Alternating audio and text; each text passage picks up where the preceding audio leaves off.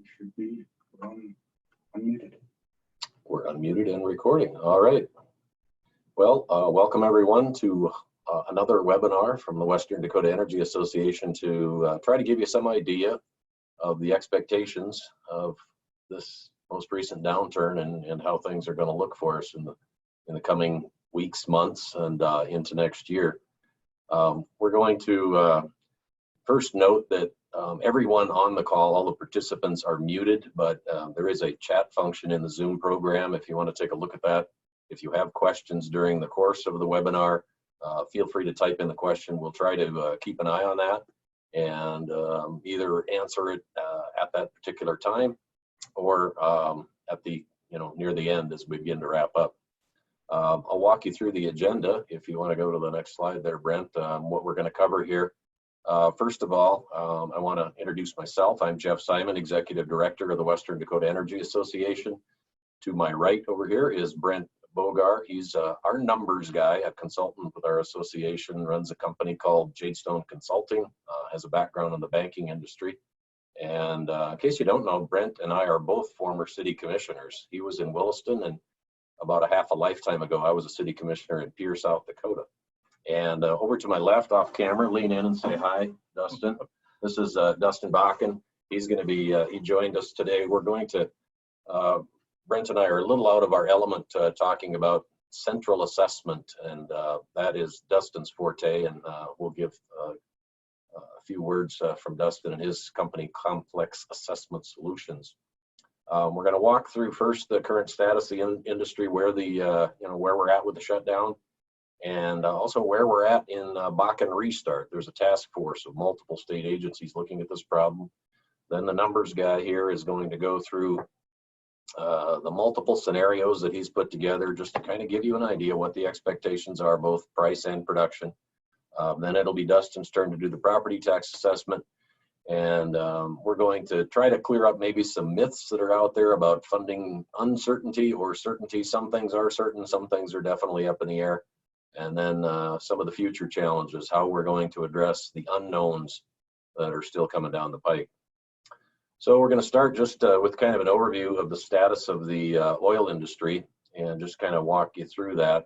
We've got I want to say one thing too, go ahead, because there's a question on this, and just from the start, the webinar is recorded. Oh, yeah. And the presentation will be available on the website. So those links will be posted later today or tomorrow by Geoff on the Western Dakota Energy website. Just want to make sure people are aware of that. So if you know someone that wasn't able to attend, they're still can get the information. Good point. Yep. We'll upload it to the YouTube, but we've got a WDEA YouTube page and put a link on the website so you'll be able to track it down. All right, let's kind of walk through where we're at here as of, well, the middle of the week here. We've got somewhere in the neighborhood of 510,000 barrels per day shut in. That's numbers from the Department of Mineral Resources. Compare that to March production at 1.43, so you can kind of do the math. We're around 900, maybe 950,000 barrels per day of production. That adds up to something like 7,500 wells have been shut in. That's a number from Department of Mineral Resources. Again, that's nearly half of the wells in the state that have been shut in.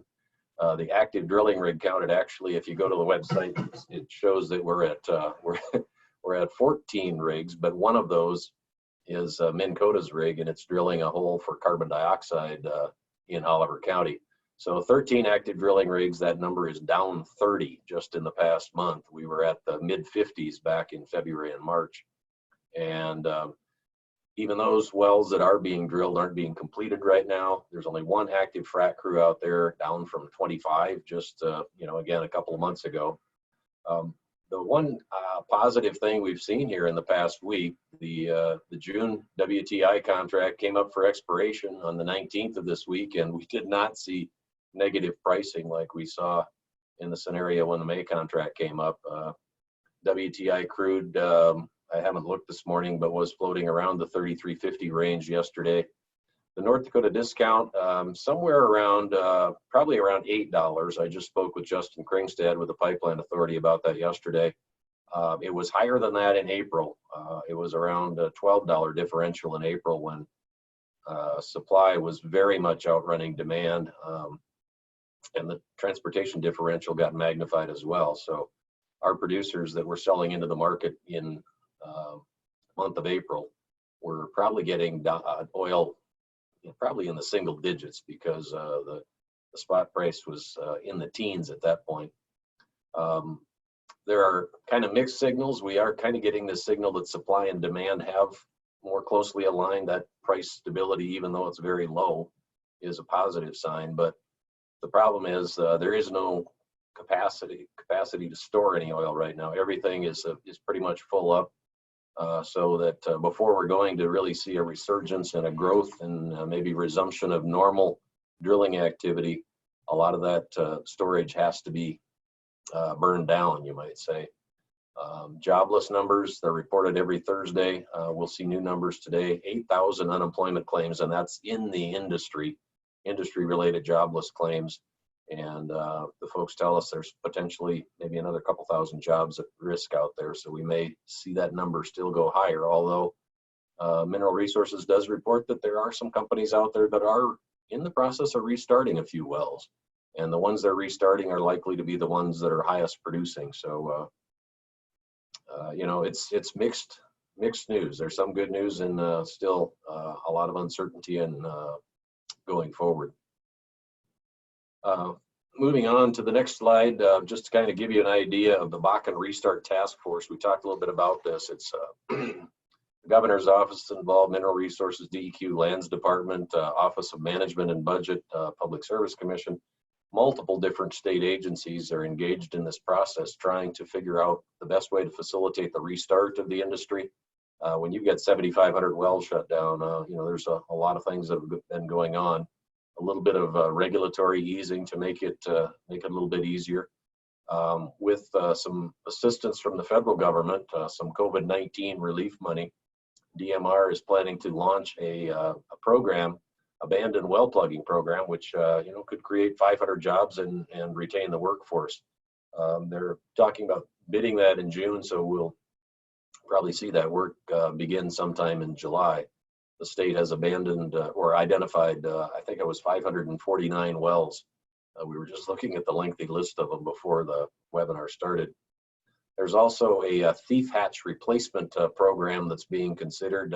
These are on storage tanks, and replacing the thief hatch would reduce escaping methane emissions. So there's something like 37,000 storage tanks where this thief hatch could be replaced, and I understand it takes a couple of days to do that. So, you know, another potential job program to help us retain some workforce during this period of shutdown.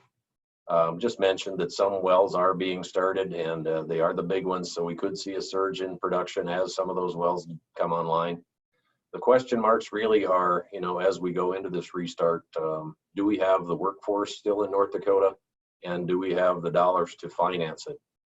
That's another thing that this Restart Task Force is looking at, trying to find out, you know, what sorts of financing options may be available, potentially through the federal government and some of the relief money. Bank of North Dakota is looking at some options. And a less likely option, the trust funds in the state do have the option for some private investment. So that may be a consideration, because obviously those trust funds benefit from oil tax revenue. That's kind of where it comes from. Another one the task force is looking at is WAS, the Western Area Water Supply Project. They've got a number of pipeline projects on the drawing board, and some of those people that are ordinarily installing oil pipelines might find temporary job installing water pipelines.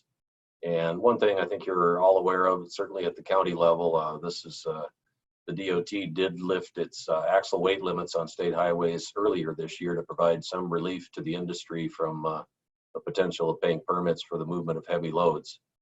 So that was, you know, the state is kind of trying to do its part to provide a little bit of regulatory relief. So with that kind of overview, you got a question, Brent? I got a question there of why were the communities that support the Bakken not included on the task force? You know, it is an agency task force. I should have mentioned that. They do have, there is another category they kind of call subject matter experts. So there have been private sector people pulled into this. I'm not sure if local government is engaged at some level. I presume there's been some contact, but you know, if you look at the description of the agency, it's not mentioned there. But obviously, there's got to be some interaction, and maybe we'll assert ourselves into that a little bit further. Yeah, in the task force, as Geoff mentioned, is a state agency where they call on people as they need them, so that it's not necessarily, you know, it's not like Continental Resources isn't on the task force per se. You know, it's just the state agencies at this time looking at it and looking at it from the CARES funding. The CARES funding for the state has to be used for COVID related, and it's state dollars, and so they are looking at that in regards to how it can be used to support the industry that is really the economic engine to North Dakota anymore. 25% of the general fund comes from oil and gas tax revenues. Not saying that the locals shouldn't be heard on some of that and their ideas. I think more heads discussing things can, but I have not been invited to the task force, so I can't say if they've reached out to some other communities or not. Yeah, you have to presume there's been at least some contact out there, but yeah, uncertain. Well, with that, we're going to turn it over to the numbers guy, and he's going to kind of walk through maybe just a review of how this all fits together and what we're seeing out there. So go ahead. Yeah, so in previous presentations, I ran through how the formula, you know, graphically how the formulas flow through the different flow charts and stuff like that. But I thought this time, just to mix it up, I would just give a little background again on the two oil taxes and where they go.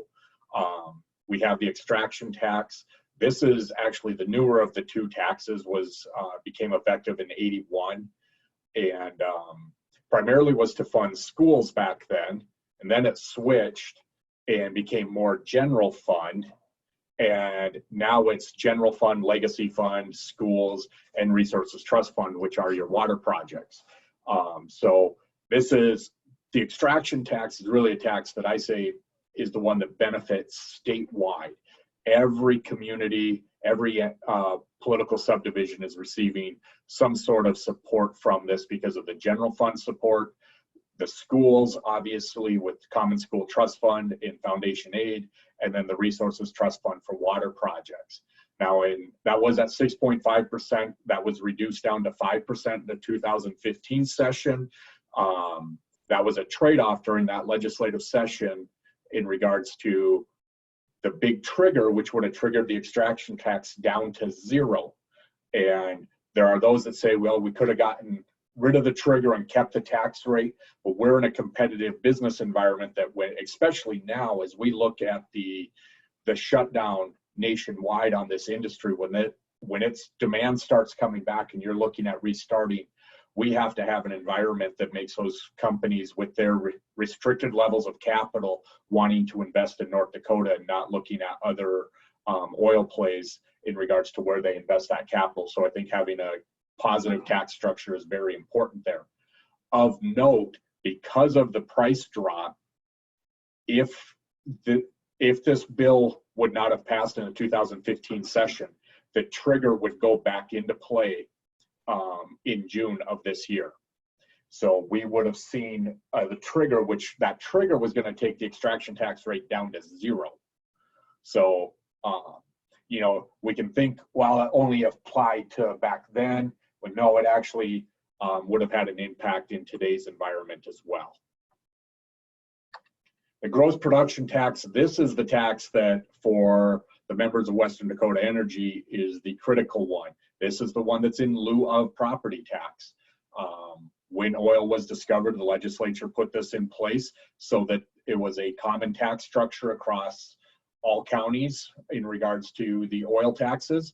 And so in lieu of property tax, the gross production tax was put in place with the revenue then to be distributed back to those local political subdivisions. This audience, I probably don't need to go through a lot of the history in regards to how many changes to that formula have been done. Since I've been involved since 2011, every session, there has been significant changes to the formula, including this last session. Well, the dollar amounts didn't really change this last session. How that was structured was done how that was structured, that change was done. And this last session, probably most critically, is getting rid of any sunset on the gross production tax formula, so that going forward, the communities do not have to come in and try to maintain their funding. Now we're in the position that someone would have to introduce a bill to reduce the funding, and that would be a lot harder lift in regards to getting something like that passed than when it was just automatically going to change. So with that, just to kind of highlight where this funding goes, is we talk about the oil and gas tax funding. Well, we have our constitutional funds, and I like to talk about these a little bit. The Legacy Fund, the Resources Trust Fund, Common Schools, and Foundation Aid. These are all constitutional funds, and there's a lot of dollars in those. Legacy Fund is over $6 billion. Common School is nearly $5 billion. And that's a lot of money that the state has, but I can spend principal, take those monies and spend those dollars, but then I don't get the earnings. Common Schools is nearly $350 million in earnings that goes to fund K-12 education in our state right now. So if I take that principal balance and I decide I want to spend that principal, now my earnings aren't as much, and so you've got to make that up somewhere, whether that would be on property taxes at the local level or other state taxes. So I like to point that out, and the Legacy Fund is the same way. Resources Trust Fund, that is for water projects, and that's suspended as the money's there. So because of the revenue downturn right now, the State Water Commission is saying, oh, we've overcommitted right now. Based on updated forecast, we have approved projects greater than what we have money in the bank for. So they are going to be discussing how that's going to look going forward in the coming months, and how they're going to make adjustments to that. And they have some tools in place. It's not like they just have to cold turkey cut everything off. There are some tools that the Resources Trust Fund has in place in the State Water Commission in regards to making sure that they meet the commitments they need to and still fund their projects. Foundation Aid is really more for schools, and it's kind of like a budget stabilization fund for schools, so that if the state were to do allotments to reduce general fund expenditures, because K-12 funding is part of that, Foundation Aid would pay that portion of that. So it doesn't come out of the budget stabilization fund. So it actually extends the budget stabilization fund, which is 15% of our general fund. When you put in the Foundation Aid dollars, it actually makes the budget stabilization fund closer to 20 to 22% of our general fund. So in lieu of property taxes, you guys know that that's what that funding is. But these state funds, just like, again, run down and really look at the bottom half of this list. The general fund, tax relief fund, that's the county social services. So the oil and gas taxes are funding all of the county's social services across the state now. I mean, they do a lot of magic in regards to transferring money between different buckets, so it doesn't look like that, but that's the reality of it. Budget stabilization fund, and then research and strategic investment improvement fund, that's a critical one. That's also really general fund dollars. We talked about that budget stabilization fund a little bit, that it just it's filled back up. So that is going to help the state, and we'll talk about that a little bit later in the webinar about, potential state budget reductions. But there's 700 million and change in that in that budget stabilization fund right now, and that's its purpose, is to help us through these downturns, the rainy day fund, as they call it. Yep. So getting into now kind of the forecasting side of it. This is a chart from data from EIA in regards to oil supply and demand and price. And this is worldwide. So in the last couple of years, we've been right around 100 million barrels a day of supply and demand. And you can see those two kind of blue and green lines. They're not, hopefully they show up on your screen fairly well. They're pretty close, supply and demand. That's what you expect, is that they should kind of match each other. Well, that blue line is our demand, and you see how fast that dropped here between January April.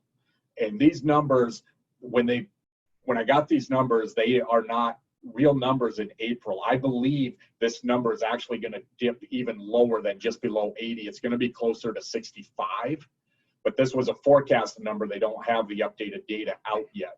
But just note that. But even with that, when you look at the forecast, you see how obviously supply then was still out there, and that's because we have everything in storage. So the supply side of things still stays up there longer, which is what's led to the black line on the chart, the steep drop in oil price. As a percentage wise, you would say, well, demand should be off, supply is off, going to follow but trail, but price is going to kind of match that. No, price actually dropped much greater than the drop in demand, and that's because of the excess supply that's in the world right now. And so it takes a while for that to catch back up, but you can see that when you're looking at forecasting, we're getting back up into the $45, $50 range of oil next year. And as I talk to industry people, talk to other forecasters and information, this forecast is probably pretty conservative on price. In fact, I've got futures prices pulled up here right now, and we're $35 in September of this year on a futures contract right now. So you start trending that, because I think it's going to be much more difficult for production to come back online and meet that demand as economies get restarted. Read an article 2 days ago, China's economy is basically back at 100%.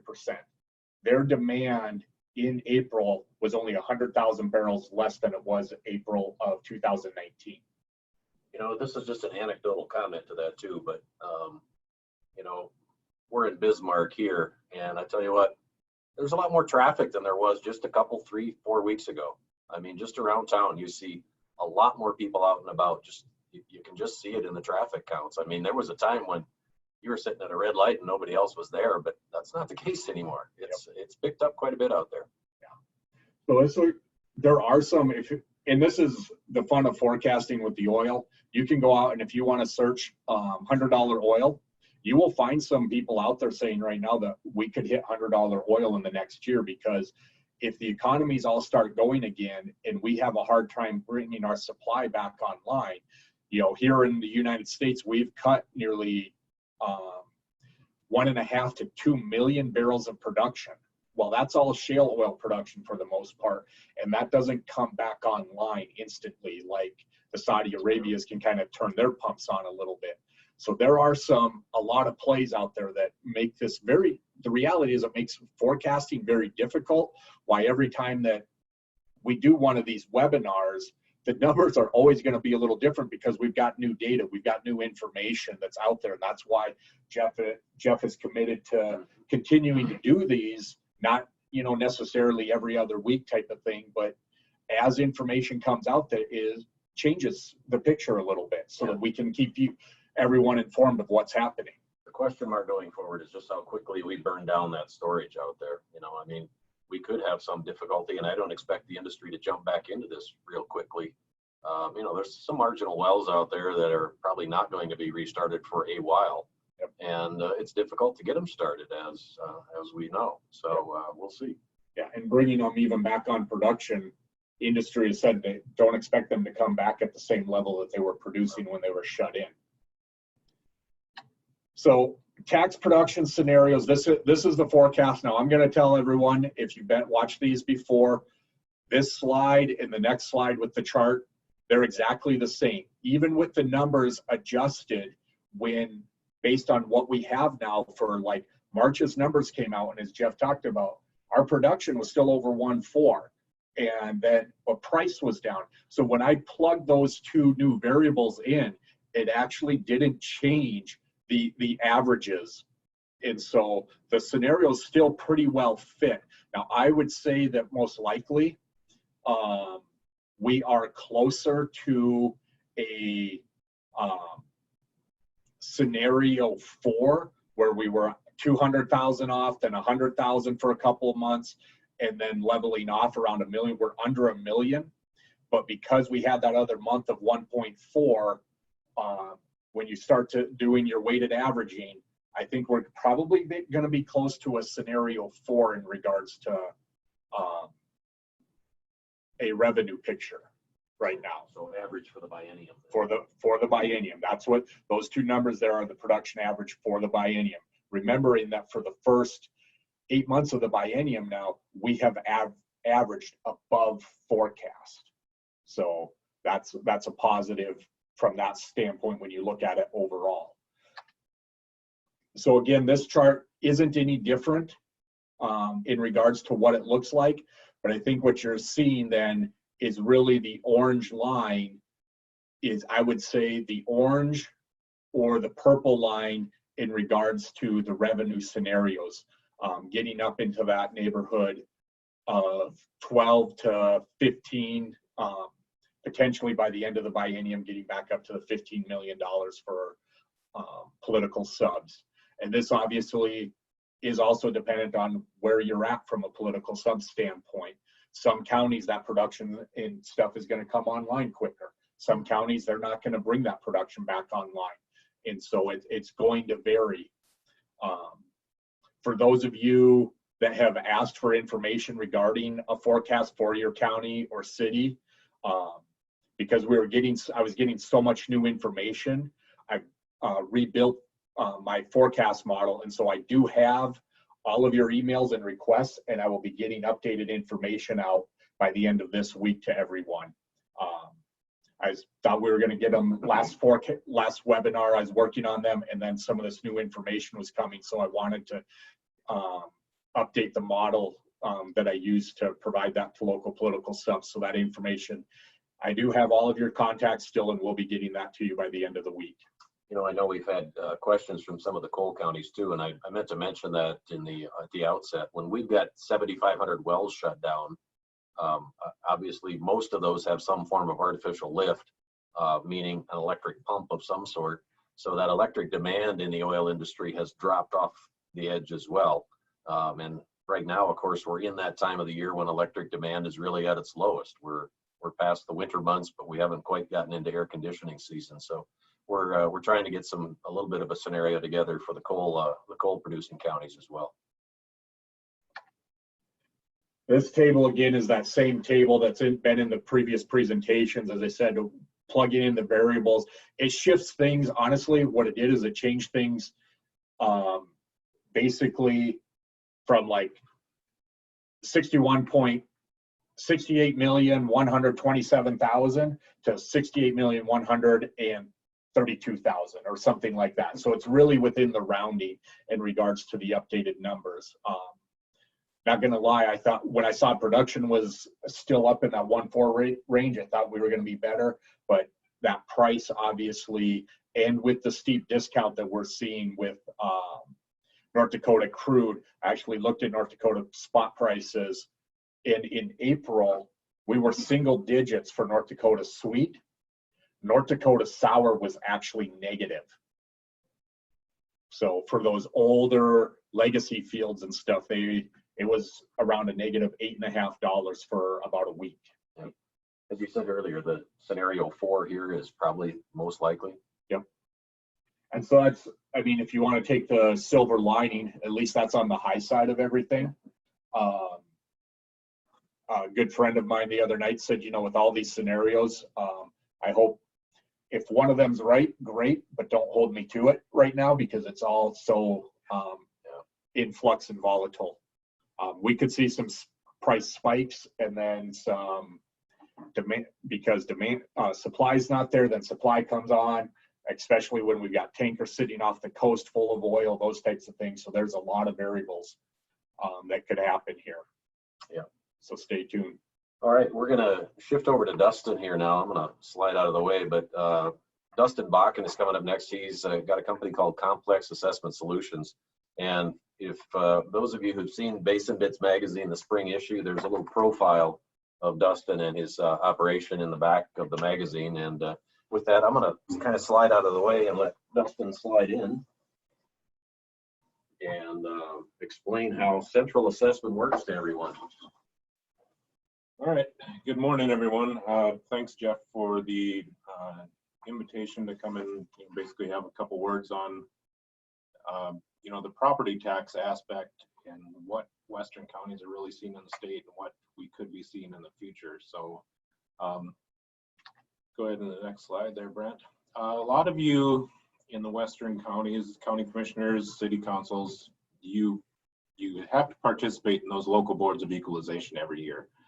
So you've seen appeal issues potentially with apartment buildings, large-scale industrial facilities, and things of that nature. So really, I just want to kind of hit on some of the main points when we're talking about property assessment in general. So really, when your assessment officials go out to value property, we're looking at three approaches to value. So there's the cost, which is using historical, original replacement or reproduction cost of the property.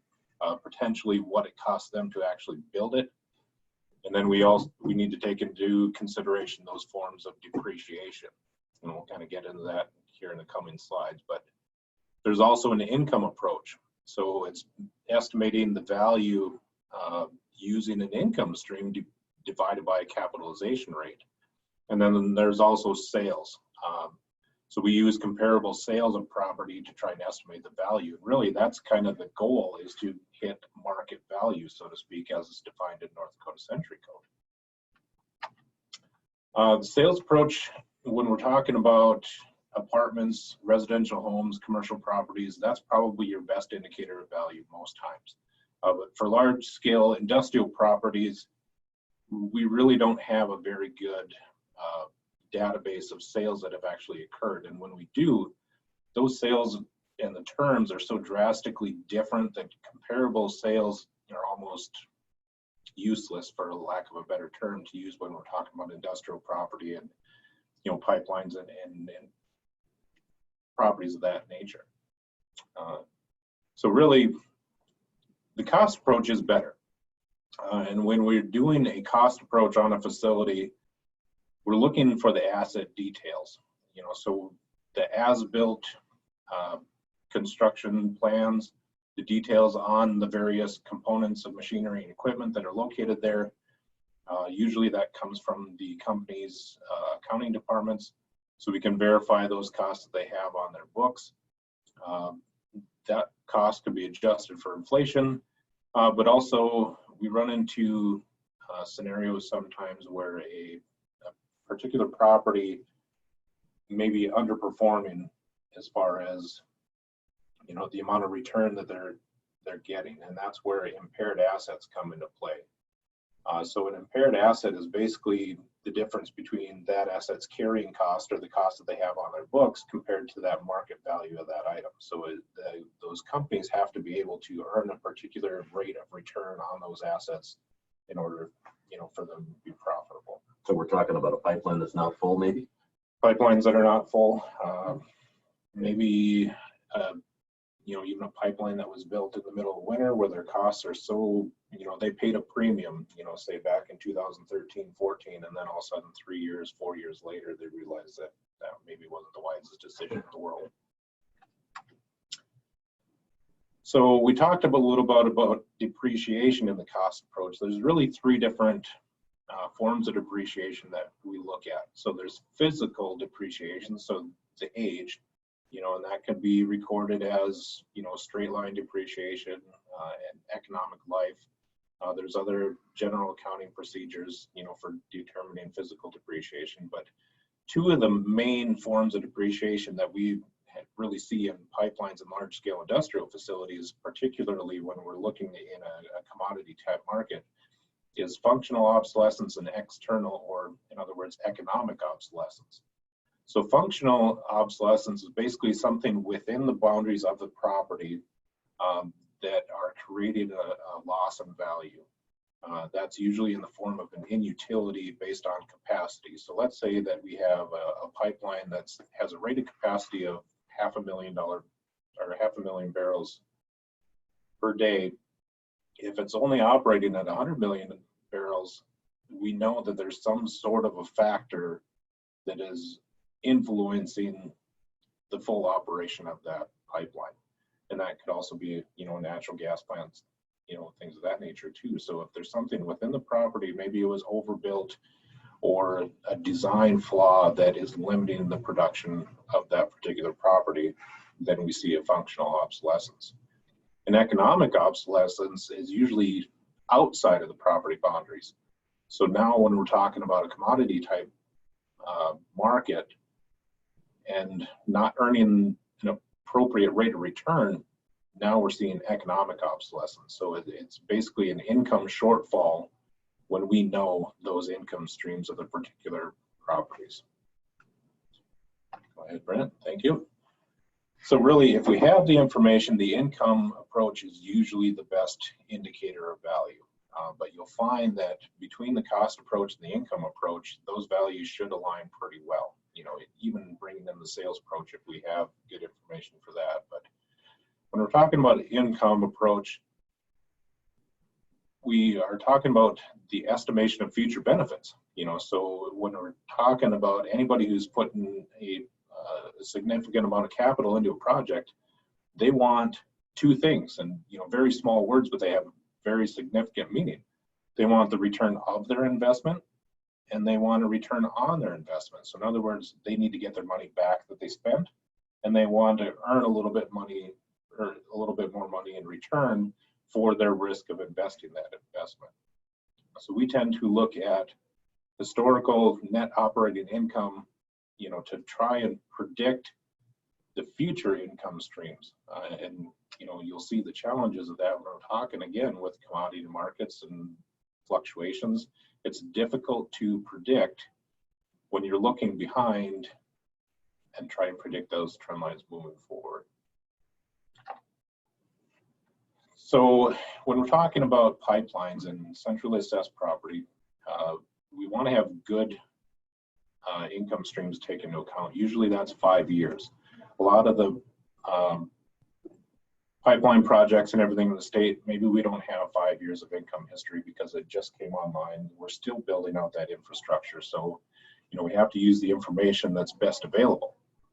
But if we have that 5-year income stream, we can look at what is our best prediction of what that's going to be. We can use a series of weighting. We can use an average of those 5 years. And basically, we need to make sure that we use all the data available to provide that fair and accurate assessment. One of the biggest factors in the income model, though, is the capitalization rate. So that capitalization rate has to reflect the income that you're actually looking at also. So with pipelines and centrally assessed properties, you look at a direct capitalization versus yield. So a direct would be more of a snapshot at this particular given time, where yield, we can actually go back and look at that 5-year income history, compare it to what the required return is in that same 5-year period, and it helps kind of smooth out, the ups and downs that we could potentially see by only looking at snapshots. So what does that all mean? This slide is basically an example of what a typical pipeline could see in a downturn, and is almost exactly the scenario that we're facing right now. So in the upper left-hand corner of the screen, you'll see the 10-year history of the WDEA prices all the way up until yesterday. Right now, we don't have a really good indication, as Brent and Geoff had talked about earlier, about what these prices and everything are going to do. But, right now, we're facing a scenario that we saw at the end of 2014 into 15 when we saw the last downturn, so to speak. So if we're using this example, I used a 5-year income history from 2012 to 2016. So you can see on that first line there, the net carrier operating income, that's before all their income taxes. This particular pipeline operator saw income increase year over year, with 2014 being their best year. So you can follow their net operating income compared to what the price per barrel was. 2015, it took a nosedive. They lost $100 million in net carrier operating income, in 1 year. and then a little bit of a rebound for 2016. Now, how that actually translates into the value, if we move down to the next table in the bottom right, you can see also they made investments in their net carrier properties. In other words, the total cost of that project. So they were at $581 million in 2012 and put a significant amount of money into the ground in 2014 and 15. But the thing to look at is comparing that dollar amount of property that's in the ground compared to the income stream is what really has the effect on the value.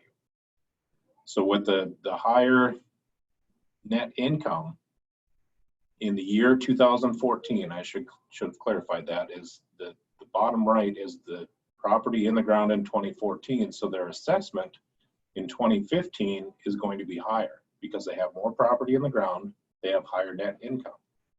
So when you're looking at the income in 2015 that was down to 45 million after taxes with the same amount of property, they are not earning that adequate rate of return. So therefore their value drops for the 2016 year back down to 22 million. Then that's taxable value. Now the thing to remember with pipeline property too is pipelines are based on a unit value, so to speak. So that's the total system. So it could be everything from Canada all the way down to Cushing, Oklahoma. And how this value gets distributed is we have to take a look at what portion of that investment is located in North Dakota. So in other words, if we're looking at 2015, $1.6 billion total system, in reality, we could only be looking at $300, $400 million of that property only located in North Dakota. And then that gets broken down further into the individual taxing jurisdictions, the individual counties, school districts, fire districts. So what does that look like for a property with impaired assets? So in other words, that underperforming company, if this same company realized that in 2014, that was a great year, but things are going south in a hurry for 15, then we're looking at reduced net operating income. And also, we know that we can't earn that substantial amount of return on that $1.6 billion worth of property. So under accounting principles, they can impair those assets and rewrite the books to the value that you see in 2016 in the bottom right, that's $792 million. Now, it kind of seems like that's a little bit of a scapegoat, if you will, to reduce the value. That is not a decision that's taken lightly by a particular company, because when you impair assets, that affects their lending ability. It affects, operating income and things of that nature. So that's not a decision that's taken lightly, but it does have an effect on the overall value of the company. Next slide. So what are we talking about? How does that translate into what we need in the state of North Dakota, and how does that affect Western counties? The assessment challenges in work that any tax office faces is we need good data in order to calculate those assessments, but a lot of times that's difficult to obtain. We need good cost information and good asset detail on physical property that's located on those properties. There's also the potential for adjustment for real versus personal property. We've seen that in appeals at the state level with rail loading facilities, over the years. A lot of times we request the income information from companies, but they're very reluctant to give it up because it is considered proprietary, and they don't want that information becoming part of an open public record or any sort of issue like that. There are issues related to Homeland Security. So like refineries and properties of that nature are considered part of that infrastructure where we want to protect those assets. But the biggest thing in all caps is just trying to keep up with the markets and what the prices and everything are going to do, and how to forecast that into what we're going to see a year from now. So impacts to tax jurisdictions. When we're looking at those examples that we gave, obviously a reduced taxable value means you have reduced tax base to levy against. Less taxable value means higher mill rates if you want that same amount of money, you know, same amount of property tax revenue. If you can't levy that much because of maximum mill levy limits, you know, then we're kind of stuck. You know, so less property tax collection on top of all the other sources that Brent and Geoff had already talked about. You know, we talk about this analogy with the three-legged stool in funding for government. We have income tax, we have sales tax, we have property tax. So anytime one of those particular legs of the stool gets cut shorter, now the stool starts to get a little bit wobbly. You know, so if property taxes are getting reduced, you know, now we're looking at more of the sales and income. And we know, you know, I don't think it's been mentioned already, but, you know, with the lessened economic activity surrounding the industry, we're going to have less sales tax collections as well. Right. You know, so now we're getting down to 2 out of the 3 legs of the stool getting cut shorter, and, you know, maybe relying on more unconventional sources of income, so to speak. So I think everyone kind of recognizes this is sort of tomorrow's problem. I mean, it's, Dustin, you were saying we're going to see these impacts about a year from now, but we thought this was important to include in the webinar because many of our Western counties, a substantial portion, probably over half, maybe even 2/3 of the property tax base is attributable to these commercial industrial properties. And when you see a 20, 30, 40% decline in that valuation in a single year, your property tax base, you know, the levying ability is substantially reduced, and that's going to kind of pile on to the loss of GPT revenue and sales tax revenue as well. So absolutely, it's basically more of an attack on all funding sources. So, you know, really to kind of point the, you know, get the point across, that last bullet is, you know, we're looking at getting pretty creative with budgets, potential cuts. You know, everybody wants everything in the world as far as services, but a lot of times the funding just isn't there, you know, so now it becomes a game of prioritizing and making those cuts and you know, still providing the services that everybody wants. So I think we got your contact info on the next slide. Yeah. And I think just as you pull that up, so if you have questions, obviously you can reach out to Dustin on that. And I think we wanted to share this information, and, you know, assessment values are already set for 2020. So this is really kind of a look forward as you as community leaders start to plan. It's really not about adjustments for this year. You know, it's looking at 21 and into 22, because this stuff really, you know, it's going to take a while. I think we're going to see a longer recovery period than we did, you know, when we saw the price collapse in 15, and then the recovery that came back a lot quicker. And I think this time around it's going to look a lot different, because we're not just dealing with an attack on oil price. We're talking about shutdown economies and how things get restarted in regards to the demand and the sales tax side of it. And Geoff and I will talk that a little bit later. Yeah, we just didn't see the demand destruction the previous time around, but it's there this time. Obviously, you saw Brent's slide there where we were maybe at 65% or 65 million barrels a day globally instead of 100 million. So, I mean, a third of the demand is gone, and it's going to take a while for that to come back. So, yeah, absolutely. And that just lends to making, you know, smarter long-term budget decisions. It's not, you know, as you move into this tentative budget season here in the next few weeks, you know, keep that in mind, that this is probably going to be felt for at least a full year, maybe even 2, by the time we work through the complete property tax assessment process.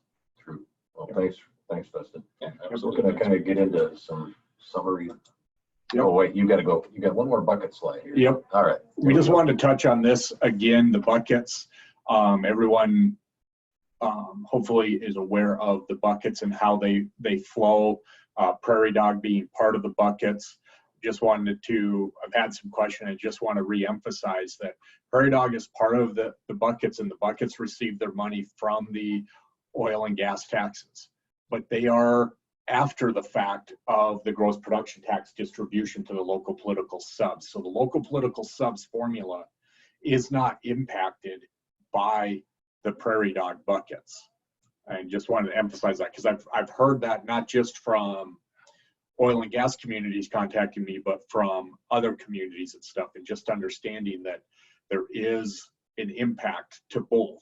And obviously they're all tied to price and production in regards to what happens. We were forecasted $661 million to local political subdivisions. It's going to be somewhere around 300 million. And so Western counties and cities, school districts are receiving way less funding than what was forecasted. Just like Prairie Dog is not going to receive what was forecasted. So this here is the current status of the buckets, and I thought I'd walk through this for everyone just to give an idea, and then what the forecast looks for these. We have filled the first 200 general fund, the tax relief, which is county social services. Budget stabilization, they had put in 75 million to the budget stabilization fund to help to fill budget stabilization. Well, due to the better than anticipated or accounted for, maybe is a better way to say it, ending fund balance and turn back at the end of last biennium that went into budget stabilization fund, it only took $48.4 million for budget stabilization to reach its statutory cap of around $726 million. Currently, budget stabilization is $700 million because part of it is invested in the markets when it's not, obviously, so it can earn a rate of return. Obviously, with markets doing what they've done, it's off a little bit, but we don't go back and refill. It reached its statutory cap, and that will come back at some point. So we're now filling the last general fund bucket of 200 million. It's currently right at just over $100 million, so it's half full. When the buckets were filling and we were at forecast or a little bit above forecast, they were filling at about a $60 million a month clip. So for us to finish filling out this general fund bucket and getting down to Prairie Dog, if I add the lignite research in there and stuff, it was 2 months from now. So May, June, that next Prairie Dog bucket was going to be July. And I think if you all recall, there was even some news articles about Joe Morissette from OMB talking about July, there could be some Prairie Dog money that starts going out. Well, now those buckets are filling more at a clip of around 12, or forecasted to be around 12 to $15 million. So that would really push this out, that to get to that first Prairie Dog bucket, it would be March or April of next year. So still would fill this biennium, but then we have to fill a $400 million SIF before anything else would go out for Prairie Dog. And that obviously is not going to happen at $15 million a month with only 3 or 4 months left in the biennium. So that's where we're sitting right now with the buckets. But I just thought I'd give everyone a quick review and where they're at right now. And recognizing too, I think we all need to be cognizant that $400 million for SIF, that first bucket really is a general fund bucket. That has always been transferred to the general fund. They balanced the general fund this biennium with a $736 million transfer from SIF, plus the 400 that was there. So it's 1.1 billion really in general fund dollars. It equates to about 25% of the general fund is oil tax revenues. We're coming up to the end of our allotted hour here. We can go a little bit over if necessary, but I want to kind of back one there. Just recap here. First of all, we've heard some rumors that the state, or through a governor's executive order, they can somehow seize the local share of gross production tax revenue. That's not the case. This is in state law. It's in the Prairie Dog legislation from last session. So those dollars are committed to local government. So you can kind of, if you've heard any of those rumors, you can set the people straight. As Brent mentioned, Operation Prairie Dog does not take any money out of the West GPT revenue, and those Prairie Dog infrastructure buckets, if they get any revenue, it won't be very much. State revenue and local options are really, kind of unknown at this point. the state is getting a lot of the CARES revenue. So there is some, a lot of help at the state level. It's kind of has to be kind of committed to virus related items, but it's going to take some pressure off those state cuts. So there may be a point where the state can maybe help some of the local government ease the situation that many of you find yourselves in. The $5 million question refers to the counties in the 5 through 9 production category. Those are over 5 million, but considerably less than the big 4. Brent, you can maybe just update what you heard from Ryan Score on that. Yeah, so obviously, if you're those counties, Divide, Burke, Bowman, Stark, Billings. and Billings. Based on distributions this last month and stuff, there is the potential that some of those lower counties might fall out of the over 5 million formula distribution and back into the under 5 million distribution. Now, that would not happen this year or next year. It would be next biennium that would take place because of the way that the legislation's written for timing and stuff. So that's something that Geoff and I, working with our legislators and community leaders, will be watching that to see if we need to make any sort of adjustments there. So we'll see what happens with that, but just wanted people to know that right now it does look like at least Stark County and potentially a couple of others could fall below that number. Yeah. We talked about the impact of GPT revenue on the schools. Unfortunately, even if GPT revenue falls, foundation aid doesn't make up for the shortfall this year. Adjustments would be forthcoming in the 2021 school year. So where you see a hit this year in your GPT revenue, the foundation aid formula is intended to make adjustments to that next year based upon what you're getting this year. So in essence, you're going to be shortchanged this year, but if oil taxes rebound, you could potentially be in somewhat of a windfall. That's a bad term, but you'll have more revenue coming into the 21-22 school year, potentially anyway. Legislative special session, it's still talked about, still a possibility, but we're just beginning to see the impacts of these revenue drops.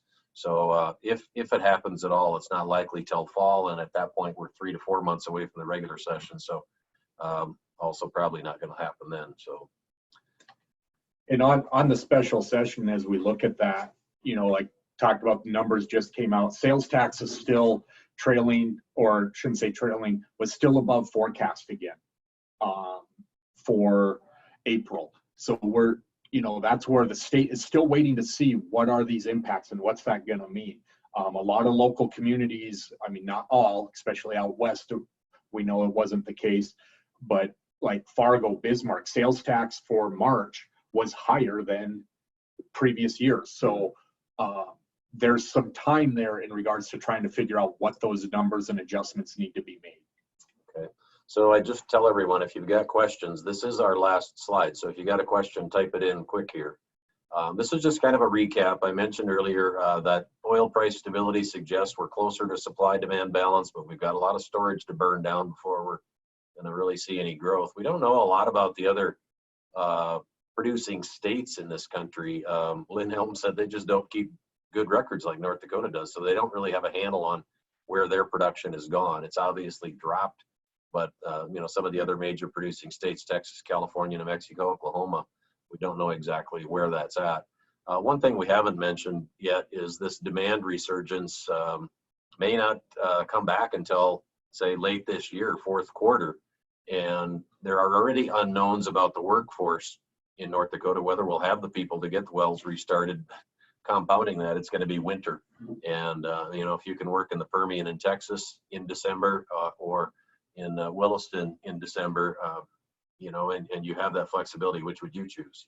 So that's a question. We are, looking for ways to keep that workforce here. Their interemployment, we mentioned the programs that the Restart Task Force is looking at. There's a big concern that a chunk of our workforce may be heading out of the state here, particularly if this downturn continues much longer.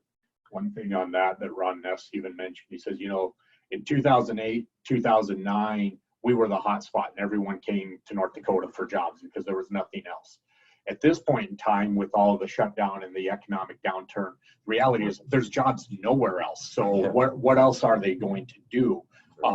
So we'll see where that all pans. But I think that's where the Bakken restart is critical in regards to trying to maintain some workforce for the restart.